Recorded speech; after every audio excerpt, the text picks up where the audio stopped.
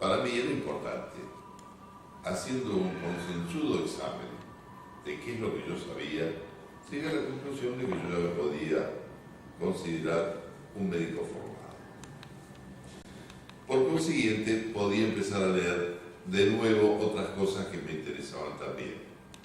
También, a finales de la década anterior, trabé relación con Desiderio Papo.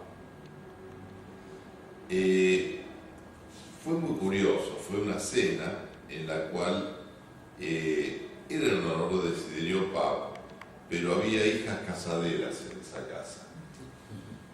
Entonces, se invitó, era un señor con mucho dinero, había un enorme comedor tenía su casa.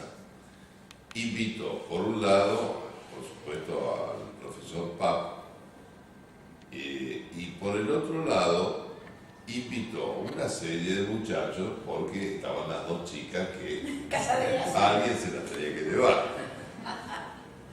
O sea que los pibes estábamos allá al fondo y Papo estaba acá.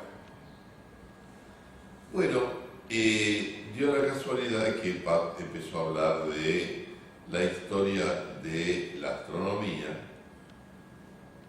y el único que más o menos tenía idea de esto era yo. Con lo cual terminamos hablando a los gritos, por la distancia, entre Papo y yo. Al día siguiente, como lo averiguó no sé, Papo me llamó por teléfono a mi casa. Y desde ahí empecé una relación que se terminó el día que Papo se murió. Aun cuando él viviera en Chile y yo siguiera viviendo acá.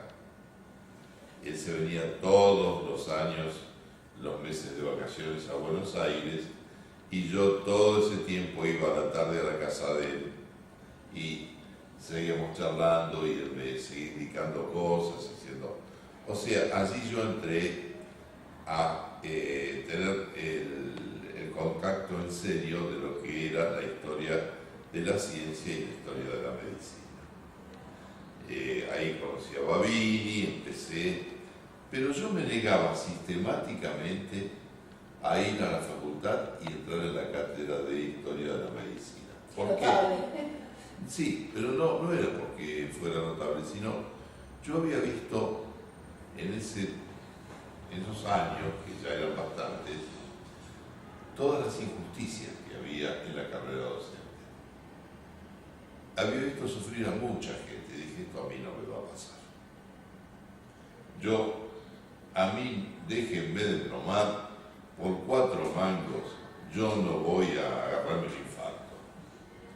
Así que yo voy a cultivar mi pequeño jardín, pero en mi casa y tranquilo.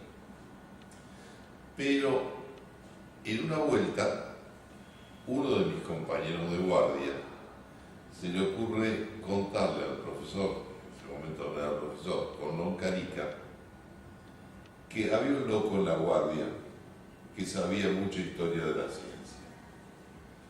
Y me llegó una tarjeta de Cornón Carica. A mí me dio vergüenza no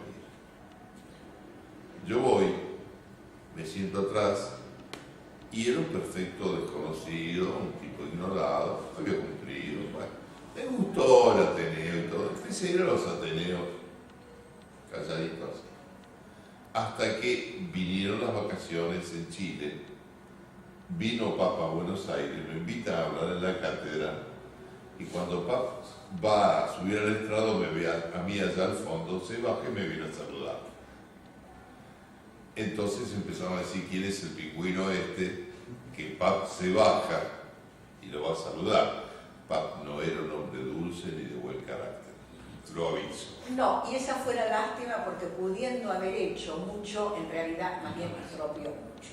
Esa es la realidad. Sí, a Papo había que aguantar. Es cierto, y en realidad una de las cosas más graves que hizo, y eso hay que decirlo porque es parte de la historia de la ciencia, es que realmente pudiendo en un momento oportuno levantar al Grupo Argentino de Historia de la Ciencia, en realidad su presidencia prácticamente lo desarticuló.